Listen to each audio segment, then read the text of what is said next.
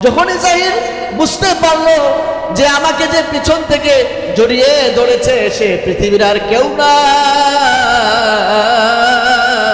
সে হলো আমার মায়ার নবী, সে হলো আমার দয়ার নবী, করুণার নবী, আমাকে পিছন থেকে জড়িয়ে ধরেছেন। জাহির ভাবতে লাগলো আমি গ্রাম থেকে আসছি, গ্রাম্য লোক, গরিব, অসহায়, আমার টাকা পয়সা বলতে কিছু নাই, আমার চেহারায় তেমন সৌন্দর্য নাই, গরমে ঘামে আমার পুরো শরীর ভিজে গেছে, পুরো শরীর ঘামে ভরা। এমন একজন ব্যক্তিকে বিশ্বনবী রাহমাতুল লিল আলামিন, যার চেয়ে দামি, যার চেয়ে শ্রেষ্ঠ পৃথিবীর জমিনে আর কেউ নাই, যার চেয়ে বড়, যার চেয়ে সম্মানী পৃথিবীতে আর কেউ নাই, যিনি রাষ্ট্রনায়ক, খলিফা, তিনি আমাকে পিছন থেকে জড়িয়ে ধরেছেন। জাহির যখন ভাবলেন, ভাবতে ভাবতে, কল্পনা করতেই করতে জাহিরের খুশিতে, আনন্দে জাহিরের চোখ দিয়ে পানি বের হয়ে গেল। সুবহানাল্লাহ। যে সুখময় জীবনের সন্ধানে একটা বই আছে, সেই বইয়ের মধ্যে শেখ আরিফি একটা হাদিস নিয়ে আসছেন। আনাস বিন মালিক বলেন, হাদিসটি শুনলে আপনারা বুঝতে পারবেন যে গরিব অসহায়দের প্রতি নবীজির দয়া, মায়া, ভালোবাসা, মহব্বত কেমন ছিল। নবীজি গরিব অসহায়দের কেমন সম্মান করতেন, ভালোবাসতেন, মূল্যায়ন করতেন। আনাস বিন মালিক বলেন, কি বলেন, একজন ব্যক্তি ছিল, তার নাম হলো জাহির বিন হারাম। জাহির বিন হারাম ছিল গ্রাম্য ব্যক্তি। সে মাঝে মাঝে নবীর কাছে আসতো পনির, ঘি হাদিয়া নিয়ে। নবীজিও তাকে হাদিয়া উপটকন দিতেন খেজুরের মাধ্যমে, বিভিন্ন ভাবে। একদিন জাহির গ্রাম্য থেকে, এলাকা থেকে আসলেন। আসার পর ঘরে এসে নবীর জন্য পনির বা ঘি হাদিয়া নিয়ে আসলেন। কিন্তু ঘরে এসে নবীজিকে জাহির পায় নাই। ঘরে এসে যখন জাহির নবীজিকে পায় নাই, না পেয়ে সে কিছু পণ্য নিয়ে আসছিল বিক্রি করার জন্য।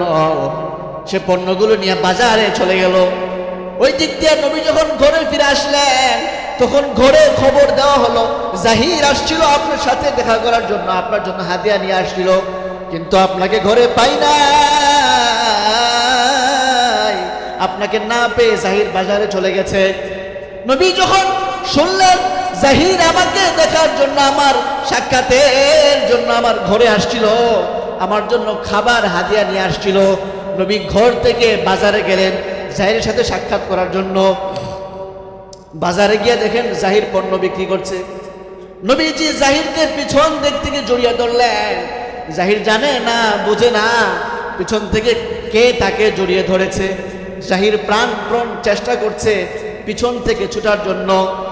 যখনই জাহির বুঝতে পারলো যে আমাকে যে পিছন থেকে জড়িয়ে ধরেছে সে পৃথিবীর আর কেউ না,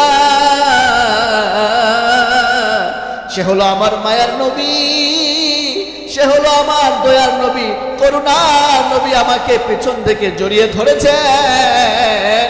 জাহির ভাবতে লাগলো আমি গ্রাম থেকে আসছি, গ্রাম্য লোক, গরিব, অসহায়, আমার টাকা পয়সা বলতে কিছু নাই, আমার চেহারায় তেমন সৌন্দর্য নাই, গরমে ঘামে আমার পুরো শরীর ভিজে গেছে, পুরো শরীর ঘামে ভরা।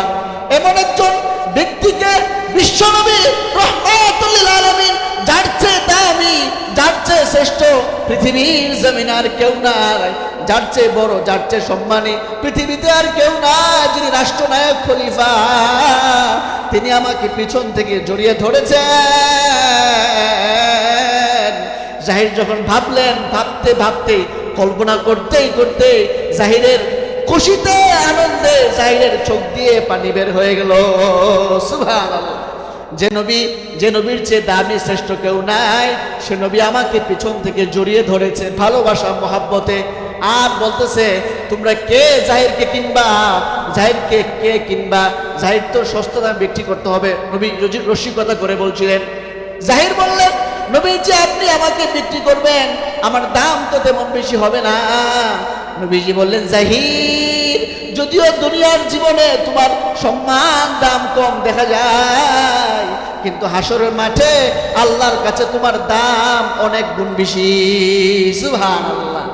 নবীজি বলতেন ইন্না জাহিরান বাদিয়াতুনা ওয়া নাহনু হাদিরুহু, জাহির আমাদের শহর আর আমরা তার গ্রাম। কতটুকু ভালোবাসা, মহব্বত থাকলে নবীজি বলতেন জাহির আমাদের গ্রাম, আমরা তার শহর। নবীজির ভালোবাসায় মহব্বত যখন গরিব অসহায়রা এমন ভাবে পাইল যে গরিব অসহায় যাদের তেমন সম্মান মূল্যায়ন কিছু নাই, গ্রাম থেকে আসে, শরীর থেকে ঘাম ঝরে, চেহারায় সৌন্দর্য নাই, তাদেরকে নবীজি এত ভালোবাসা, এত মহব্বত। এই ভালোবাসা মহব্বত দেখে বলেন না কোন গরিবের অন্তর নবীজির প্রতি ভালোবাসায় ফুটে উঠবে না? সুবহানাল্লাহ।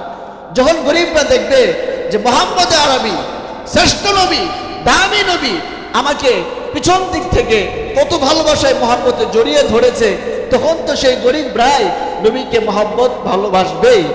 জুআসিকু কমলি মে अपने छुपा ले, जू जख्म खाकर दुश्मन को दुआ दे, उसे और क्या नाम देगा जमाना, ओ रहमत नहीं है तो फिरौन क्या है, उसे और क्या नाम देगा जमाना, ओ रहमत नहीं है तो फिरौन क्या है।